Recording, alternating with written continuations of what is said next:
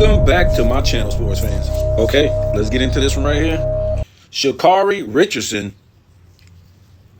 is another Noah Lyles. You know, I just got done seeing ESPN, and they said that this woman, Miss Richardson, completed her Olympic redemption tour. She completed her Olympic redemption tour. Wow. Okay. So she didn't never get this gold medal in the 200 that it was all hyped up to be, right? She got smoked. Well, I wouldn't say she got smoked, but she got beat. And look, man, she did get a gold medal in the relay, but she had to get carried just to get that. She didn't get nothing in no single event. I think she didn't qualify for the 100 in the trials, so she couldn't run in the 100 in this Olympics. So, what are we talking about? What are we talking about? What are we talking about right here? I mean, all this hype, all this money spent by Nike, all this stuff and nails and hair and tattoos and all this goo-gagging for what? For what? To get carried to a gold medal in a relay, right? And this is the same thing with LeBron James. You go, oh, why you bringing LeBron in it? Because we know if he took that FIBA team that lost in 23 to the Olympics, right? Because LeBron was the first one to open his mouth and say he wanted to bring home the gold medal after they lost in the FIBA last year, right? So instead of taking these young men on his back, the Anthony Edwards, you guys say the next Michael Jordan, the next Michael Jordan that has to be on the bench. You know where he starts at in the lineup for the Olympic team? On the bench. You think Michael Jordan is going to be on the bench at 24 years old? Imagine that. A 40-year-old dude that is a turnover king, right? Has no positional skills, only can do dunks and layups in 21 seasons, can't shoot free throws, has one decent three-point year, and everybody thinks he's just three-point shooter. A 4-6 loser, a team hopper, a coach fire. Look, you think this dude is going to put a 24-year-old Michael Jordan on the bench? Mike be like, okay, come on, let's go. Mike will be dunking all over this guy in practice, will be shutting this guy down on defense. Anthony Edwards is a coward, right? Is a coward. I have no respect for this guy. If this guy is going to come and put you on the bench, push Curry to shooting guard. You know, Curry is a point guard. Push Curry to shooting guard, and LeBron, the biggest turnover machine in NBA history, is the point guard? You can't make this up, man. So this is the same thing with LeBron James. He couldn't just put that FIBA team on his back and bring him to the 2024 Olympics. And, you know, he had Anthony Edwards. He would have Jalen Brunson. These are the guys that was on that FIBA team that lost. Jalen Brunson, Anthony Edwards, Halliburton, Paolo Banchero. It was just a slew of guys. Ingram, Brandon Ingram, Jaren Jackson Jr. It was some guys on there, right? When you're playing one superstar, Joker, in this bandits of plumbers. So this is what I'm saying. LeBron knew he couldn't do nothing without 9 superstars, right? So he's getting carried in these Olympics, and he's getting his dunks and layups and easy rebounds because nobody's under the basket. The challenge, because you're playing the Euro game. We no longer play NBA basketball in the United States, right? We play Euro basketball. 4 guys sitting at the 3-point line. So your stats can just be crazy across the board. So when you're going for a rebound, nobody's there. The rebound always comes to the defensive team because there's everybody sitting at the 3-point line. The assists are inflated. You already know. If you always got the ball, you're always going to have the assist. And the points are inflated because everybody's just shooting a 3-point shot. So there's no defense. The defense is really poor. So yeah, LeBron is probably going to get carried to this gold medal. Miss Richardson got carried to a gold medal. Noah Lyles, unfortunately, he had a COVID attack. He had to be taken off on a stretcher after he lost, right? Yeah, you had COVID the past 3 days, but you happen to get 3rd place, right? That isn't a person who, to me, would have respiratory problems, right? Why would you get 3rd? Now, if that guy would have got like 9th place, 5th place, maybe 6th place, whatever like that, okay, I could have been buying that story. But yet, medal. You got the same medal as you did in the last Olympics in Tokyo. You got beat, bro. Get off the ground. Stop crying, making up excuses. Just okay. If you had COVID, why are you racing in the first place? Why are you around people that for something that shut down the world, killed hundreds of thousands of people, and what? And you come out jumping around, acting like a clown, jumping five feet in the air. So that doesn't make any sense. So if the COVID wasn't affecting you that bad to even start the race in this race, and for you to be jumping around like a damn kangaroo before the race, then why would you use it as an excuse when you lose? And you lost bad because from first to third, what you got wasn't even close, right? So why would you use that as an excuse? It's just crazy. So all this hype for these two people. Yes, he did win gold. I think what was it, in the 200 meter?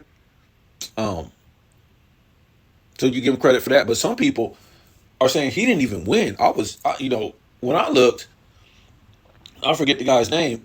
He was already across. He was across the line, and they said they don't use the body. I mean, the feet to determine who won. And I'm like, what? They said they use the body to determine who crosses the line first. I'm like, I'm confused. I guess I need to get up on my track and field rules again because what? So isn't the foot a part of your body? So your foot don't count? It has to be your torso. I don't get it, man. So if it's torso, he won. If it's foot, he lost. Noah lost. So look, man. The we need to get back to being humble. We got all these entertainers instead of real people that play sports. That's what we got now. We got a whole bunch of entertainers, and these these endorsers, they need to make money. People need to make money, and it's not off of any concrete evidence, right? If you lost in the last Olympics, what are you out here celebrating and front running for? How about you win first and then you front run and you entertain because you already know you won before? You can't be calling yourself the best and hyping yourself up and selling all this stuff and you never even won nothing. Look at LeBron James. He done 4 and 6, and this guy is in a GOAT conversation. This is really the world we live in. You look at all the great athletes from football to baseball to soccer to hockey. These guys are like the greatest of all time and aren't even close to being losers in their sport, right? The Gretzky's, the Babe Ruths, the Pele's. I mean, what are we talking about? I mean, you could throw in Joe Montana, but yet we're talking about a dude that switched team to team, and it wasn't like, yeah, I won a championship over here, and I left you guys because I won a championship. No, this guy got curb stomped out of the city that he was in. He got curb stomped. He couldn't win no more. So he left to go get the up and coming new talent. Nobody has ever been able to do that in any sport, right? Who was able to do that? The only person that I know was able to do that was Tom Brady. And guess what? This guy was already like 40 years old when he went to the Buccaneers. You know, they had some younger talent there.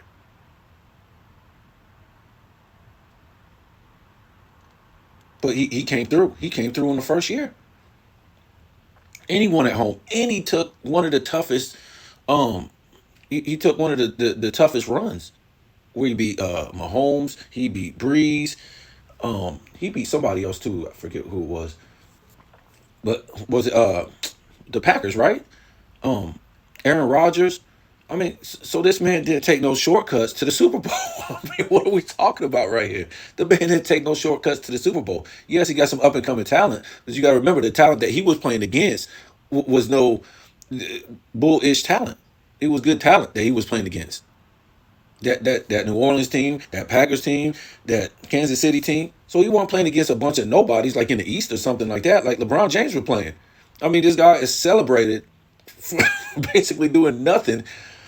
We're going to get other teams' number one franchise players and playing with them. That's just insane. When you even like people really have to put this stuff on, because I do a lot of this stuff, show people images of this guy going to play with other teams' number one franchise players, not just some free agent. Like, yeah, I'm gonna get Kyle Korver, something like that, and I went going to get other teams' number one franchise players that were on the rise in their career,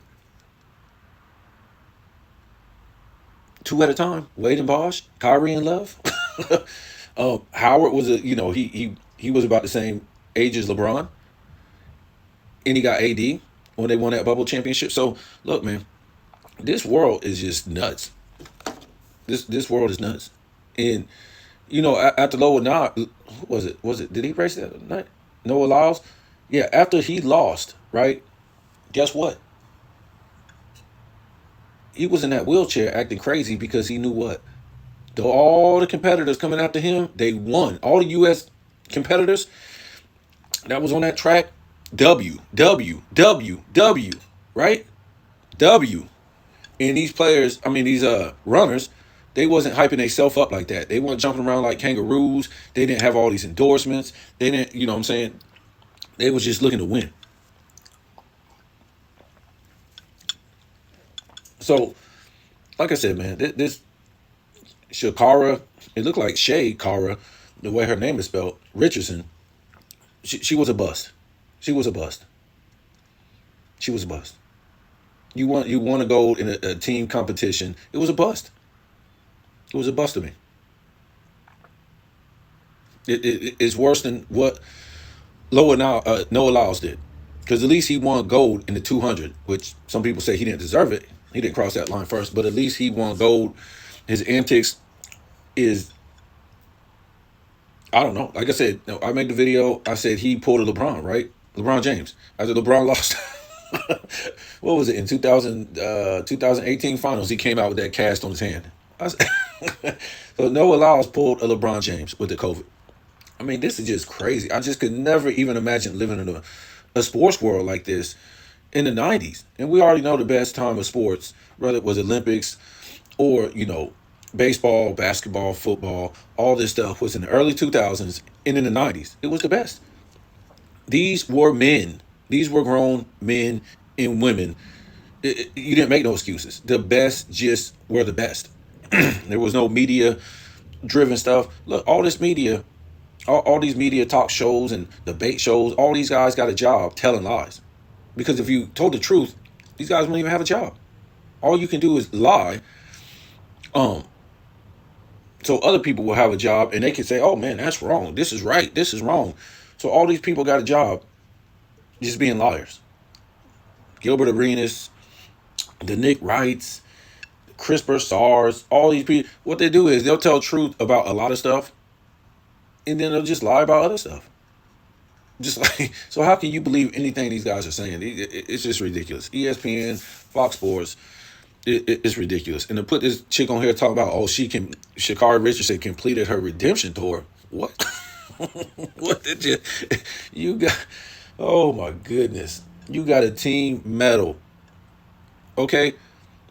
Now, if the women's Olympic team, the women's gymnastic Olympic team, now they would have just got gold medal in the all around, they would not have been happy. They wouldn't have been happy. Yes, they got the gold medal, but if they would have not have got no gold medal individually, they would have been mad. They would have been mad, but they got gold medals individually in those gymnastic games. It's just ridiculous. And hell, the all around team medal means more for the gymnastic players because they do more. They do floors, they do uneven bars, they do a whole lot more things than just running a relay. So that medal means even more for the women's gymnastics all around. So I just had to make a video on this clown right here because these people are gonna continue to get these endorsements for being losers. That's the culture we live in now. Everything is all about hype before you even show anything. And these people is making this money off of hype, not off of expectations. The expectations. We just had real Olympians back in the day. Jackie Joyner Kersey. Man, we just had real Olympians back in the day that were more humble. I don't have a problem um, with celebrating or anything like that, but why celebrate before you even win anything? Why celebrate before you? I mean, this is the culture. We got the men's Olympic basketball team celebrating. They barely beat Joker and his Serbian plumbers, and they got 9 superstars. Really? This is what? You should be embarrassed. You should be walking off the floor humble and shaking these guys' hands and saying, man, you guys really took us to the wire. We're supposed to be better than the Dream Team. Like I said, man, the Dream Team would humiliate. And I'm not talking about, talking trash to them or showing them up or celebrate. I'm talking about humiliate them on the court because they would play these guys inside out. They would, okay, here's the ball, David Robinson. Okay, here's the ball, Ewing. You're telling me Joker is going to guard Ewing, the greatest center of all time that could shoot the ball. The greatest shooter of all time as far as a center. Joker ain't even touching Patrick Ewing. Patrick Ewing is going to kill you in that mid-range all day. The greatest center shooter of all time. Not even close. Turn on the highlights. Yeah, Patrick Ewing never won no championship. But look at who he's going up against. You know what I'm saying? He's going against the David Robinsons, the Hakeems, the Shaqs, all these different type of the Mutombos, the Alonzo Mournings. This thing was, and you could throw in the Rick Smiths, these type of real centers back in the day. These are real centers. Okay? Ewing just didn't have the team. But man, this dude was smooth. He was money from the damn mid-range every time. So Joker ain't gonna be able to get with that. Then you got David Robinson, the strongest center I ever seen, as far as muscle wise. Some people say Shaq, but Shaq was more like muscle and fat. I'm talking about David Robinson, just straight toned, chiseled muscle. He would destroy Joker. That's he would destroy Joker. You see Joker do those hooks on like Embiid or AD, that would not work on David Robinson or Patrick Ewing. They remember Joker. He's not even a 7-footer. I think he's like 6'10" or something like that. See, not even a real 7-footer. They would destroy him. So even if you came down to double on David Robinson and Patrick Ewing, you got all these insane perimeter guys. Scottie Pippen, Michael Jordan, Clyde Drexler. Not to mention, you got Charles Barkley and Karl Malone. Who is going to stop them on the block? I just don't understand who's going to stop them in the paint too. So either way you got it. You would have Patrick Ewing on one side. Who is this? You would have Karl Malone on the other side, and then you would have Charles Barkley on the other side, or you could replace him with Scottie Pippen on the other side, and then you got your perimeter guys, Michael Jordan, Clyde Drexler. I mean, or Magic Johnson. They would destroy that Serbia team. Destroy them. They will be up by 20 in the first quarter.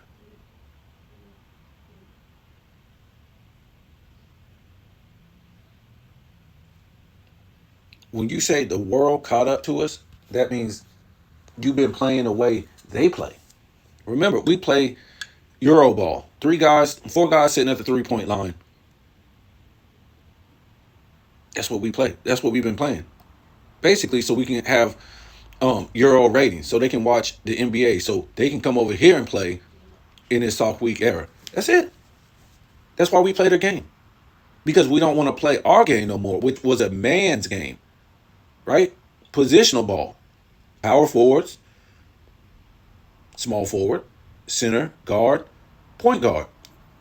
So every position, you had to have positional skills at that position, right? So now it's a positionless game, right? It's just 4 guys sitting at the 3-point line and 1 guy maybe in the middle. So each one of those guys don't have positional skills, right? Their skill is just to shoot the ball. So we're playing soft Euroball. So people who don't belong in the NBA can now come to the NBA, right? We don't want to play our sport no more. We want to play somebody else's sport. Remember, they was playing this type of Euroball in the 90s, the 80s, in international play, the Europeans. That's why they couldn't come to the NBA and play because it was too physical and we play actual positional ball, right? Listen, a lot of these Euros try to come to the NBA back in the day, in the 90s, the 80s, and some of them did. But for the most part, they couldn't play in the NBA because we didn't play their game. We played the game that we created, right? So yes, they would try to get in the draft and they would try to come over here and get drafted, but they wasn't good enough to play American NBA basketball, right? So over there in Europe, they had to play their style of European basketball, which is soft. They're not athletic enough to play American basketball. This is what made American basketball and made it famous. And that's why we went over there as a dream team and dominated them because we played our basketball. And when we went over there and played our basketball, we dominated them. When we played their style of basketball, now we can't dominate them. We're playing to their standards. And even worse, because they tell you now that even in their plumbers league back in Europe, it's a tougher it's a tougher league. So not only are we playing their plumber style of play, we even took it to the next level of not even playing their type of defense. Our defense is even weaker, right? Which tells you why all these international players are in the NBA. Not because they caught up with us. They only caught up with us because we want them here. So we can get the ratings. That's it. The NBA doesn't care about real basketball no more. You got to start using your brain. They're telling you that these players, there were like what 90 something former NBA players playing in these Olympics for other teams. They're counting players that used to be former NBA players that haven't even played basketball for years in the NBA, and guys who are no longer even playing internationally at all. Just were sitting on the couch and said, "Well, I'm going to go play for my team." Those are the players that they're counting. That weren't even all-stars, Hall of Famers, or nothing. This is what we're dealing with, man. We're dealing with a weak, fake, sissy culture, which is the American culture now. It's just all built up on nothing. It's built up on nothing. Just a whole bunch of front running, whole bunch of celebrating before you win anything. And you can lose, and you can still be a winner. You can still be an all-time great, and you lose. Just because you put up some stats, you can be an all-time great.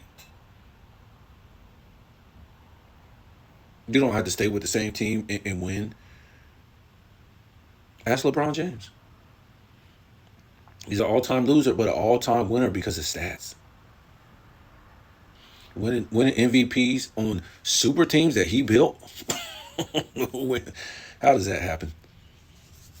How does that happen? That's like I don't know. Tom Brady going out and playing with he get the best receivers and the best running backs in the league, handpicked, and winning MVPs. Or Michael Jordan saying, "Oh, I'm gonna need you, Hakeem. I'm gonna need you, Charles Barkley," and they giving Michael Jordan back-to-back MVPs. I mean, this is the society we live in, man. It's real. I would say it's real mindless. People they don't think no more, and this is promoted to the youth. They're really told not to think, right? The teens, the people in their early 20s. Look at the music they listen to. It's robot music. Tell me what you think.